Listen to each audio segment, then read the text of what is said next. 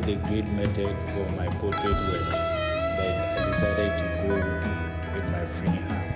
Okay, so let's kindly watch the video and see how my outlines is going to end up. Okay, hello guys, I therefore recommend this channel to you.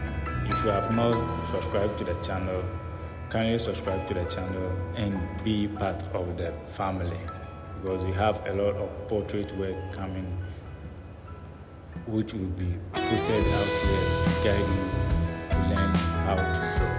Okay, so kindly subscribe to the channel and be part of the family. Back to the drawing. So one thing about drawing freehand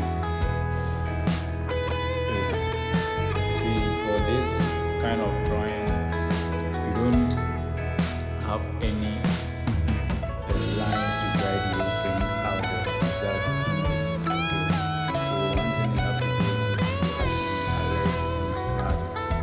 You have to measure accurately type or the area you are drawing from the image onto the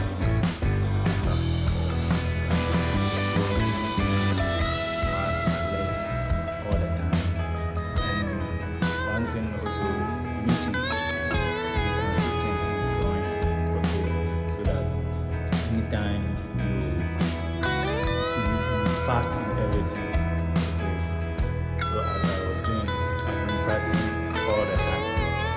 So you need to be consistent in everything. Okay, so you get the right image you are looking for. Okay, so you see there's no lines guiding you.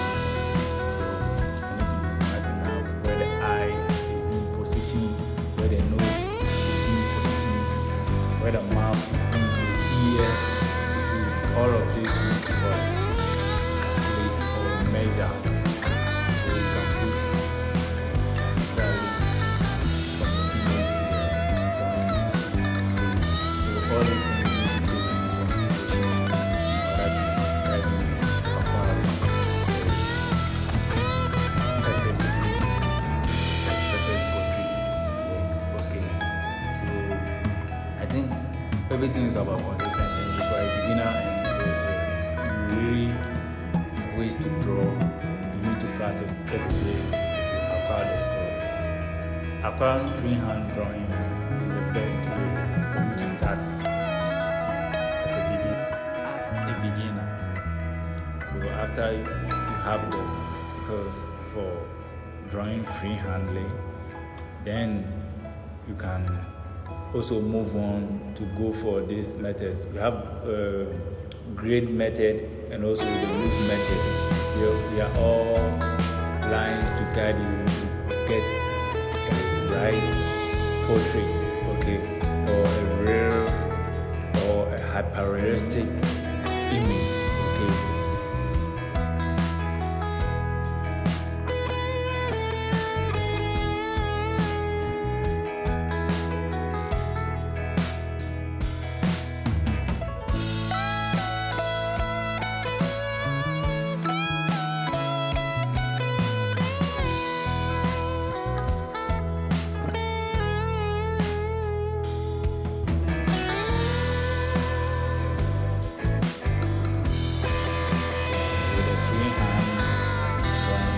This is how our image looks like.